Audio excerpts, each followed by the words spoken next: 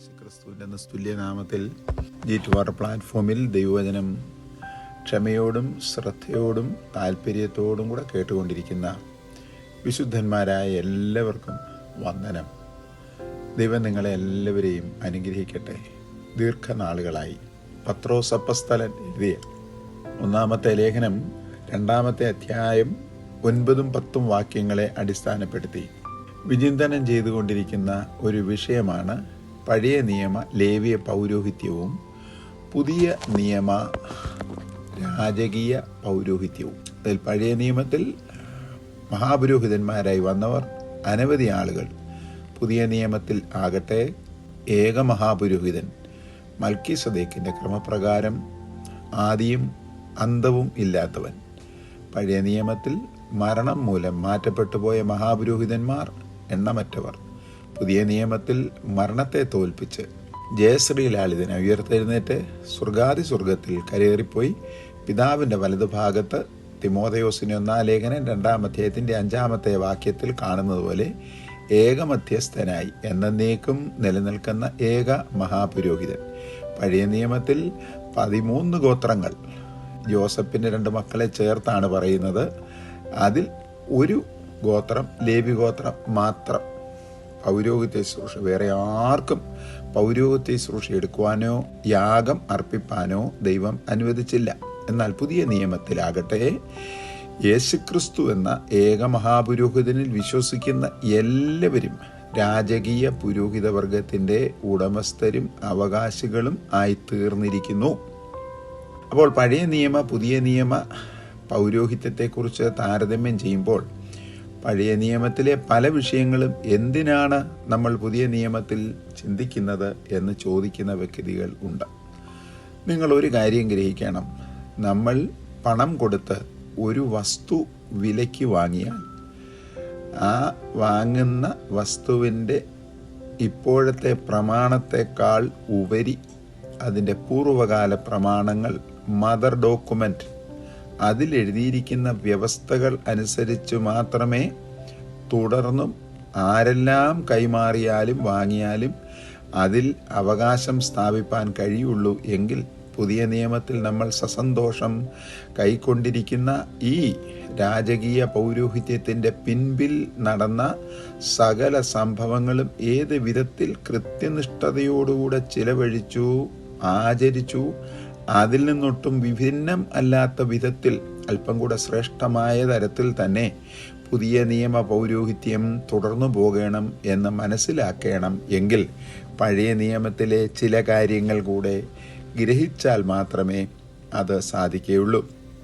പഴയ നിയമത്തിൽ രാജാക്കന്മാർക്ക് പോലും യാഗം അർപ്പിപ്പാൻ അനുവദനീയം അല്ലായിരുന്നു എന്ന് തെളിവുകൾ കാര്യകാരണ സഹിതം തിരുവചനത്തിലുണ്ടല്ലോ. എന്നാൽ പുതിയ നിയമത്തിൽ ആകട്ടെ ദൈവകൃപ പ്രാപിച്ച് മുൻപോട്ട് വരുന്ന ഏവർക്കും ദൈവസന്നിധിയിൽ ആത്മീയ യാഗങ്ങൾ അർപ്പിക്കുവാൻ അവകാശം ലഭിച്ചിരിക്കുന്നു. തൽസംബന്ധമായ വിഷയം പഴയ നിയമത്തിലും പുതിയ നിയമത്തിലും ആഴമായ പാണ്ഡിത്യം പഴയ നിയമത്തിലെ ന്യായപ്രമാണം, സങ്കീർത്തനം, പ്രവചകം എന്നീ പുസ്തകങ്ങളിൽ നിന്ന് പ്രാപിച്ച് ഇസ്രായേൽ ജനത്തിൻ്റെ സൻഹെദ്രീൻ സഭയുടെ അംഗമായിരുന്നു എന്ന് അനുമാനിക്കപ്പെടുന്ന വിശുദ്ധ പൗലോസ് ദൈവിക വെളിപ്പാടുകൾ നിമിത്തം തനിക്ക് ക്ഷീണം പോലും ശരീരത്തിലുണ്ടാകത്തക്കവണ്ണം ആഴമായ അഗാധമായ പാണ്ഡിത്യം ലഭിച്ച പൗലോസ് രണ്ടും കൂടെ താരതമ്യം ചെയ്ത് ഒരുപാട് കാര്യങ്ങൾ വിശുദ്ധ വേദപുസ്തകത്തിൽ എഴുതിയിട്ടുണ്ടല്ലോ. അതിൽ ചില വാക്യങ്ങൾ കൂടെ ചിന്തിച്ച ശേഷം മുൻപോട്ട് വന്നാൽ മാത്രമേ പുതിയ നിയമ രാജകീയ പൗരോഹിത്യത്തിൻ്റെ അതിശ്രേഷ്ഠമായ പദവിയും വിലയും ശ്രേഷ്ഠതയും മനസ്സിലാക്കുവാൻ കഴിയുകയുള്ളൂ.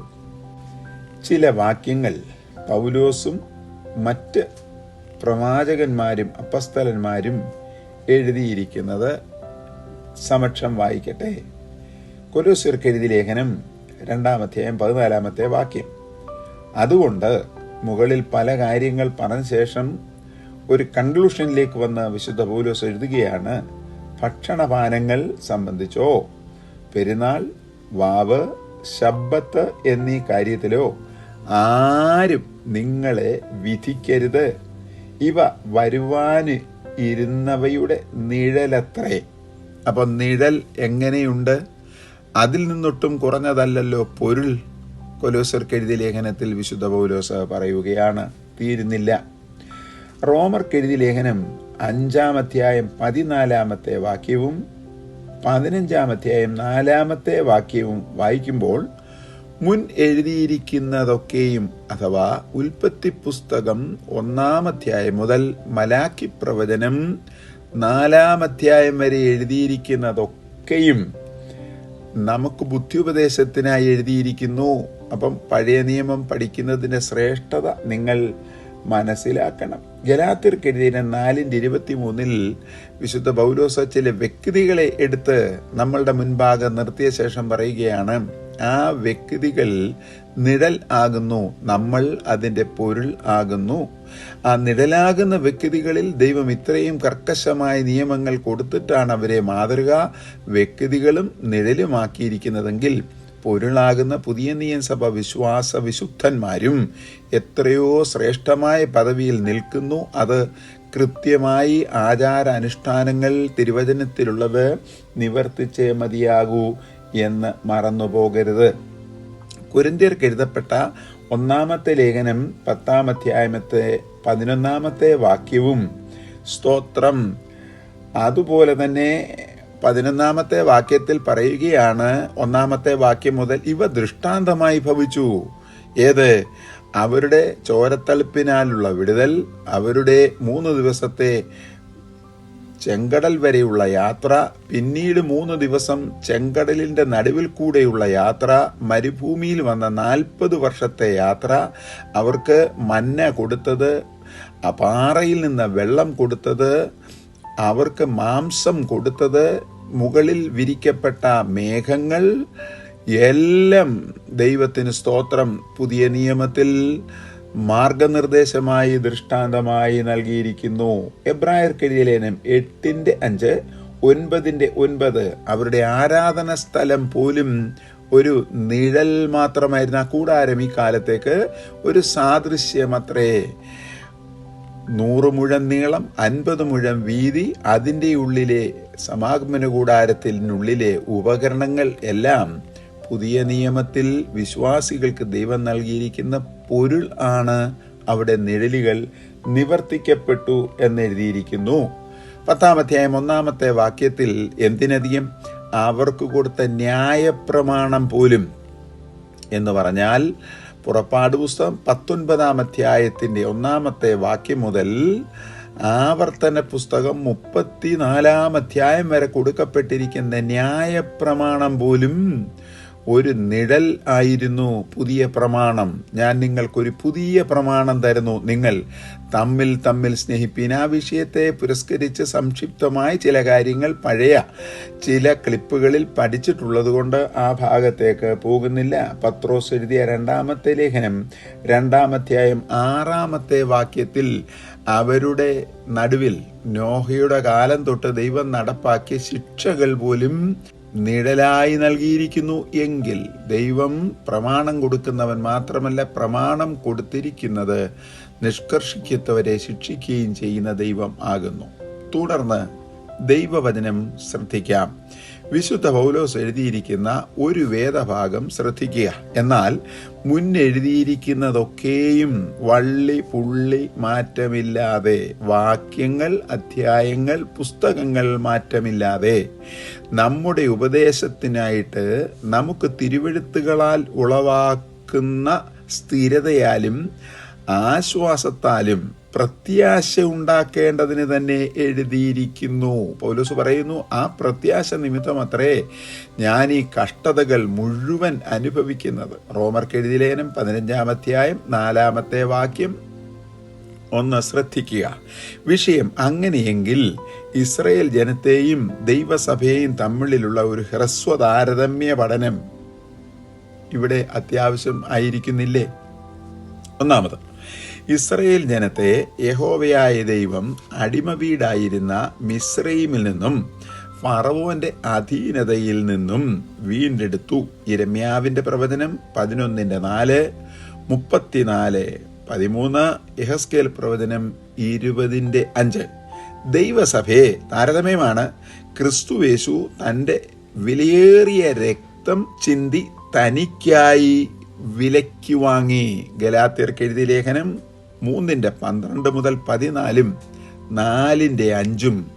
തീത്തോസ് എഴുതിയ ലേഖനം, തീത്തോസിന് എഴുതപ്പെട്ട ലേഖനം 2-ാം അധ്യായം 14, പത്രോസ് എഴുതിയ 1-ാം ലേഖനം 1:18, വെളിപ്പാട് പുസ്തകം 5:9, 14:4, 5. നോക്കുക താരതമ്യം. പഴയ നിയമത്തിലെ ഇസ്രയേലിനെ ഒരു കുഞ്ഞാടിന്റെ ചോരത്തളിപ്പിനാൽ മിസ്രയീമ്യ രാജാവായിരുന്ന ഫറവോന്റെ അധീനതയിൽ നിന്നും വീണ്ടെടുത്ത് തനിക്കായി വേർതിരിച്ചതുപോലെ പുതിയ നിയമ സഭയെ ദൈവപുത്രൻ എന്ന ലോകത്തിന്റെ പാപത്തെ ചുമക്കുന്ന ദൈവകുഞ്ഞാടിനെ യാഗമായി അർപ്പിച്ച് തനിക്കായി വിലയ്ക്ക് വാങ്ങിയിരിക്കുന്നു.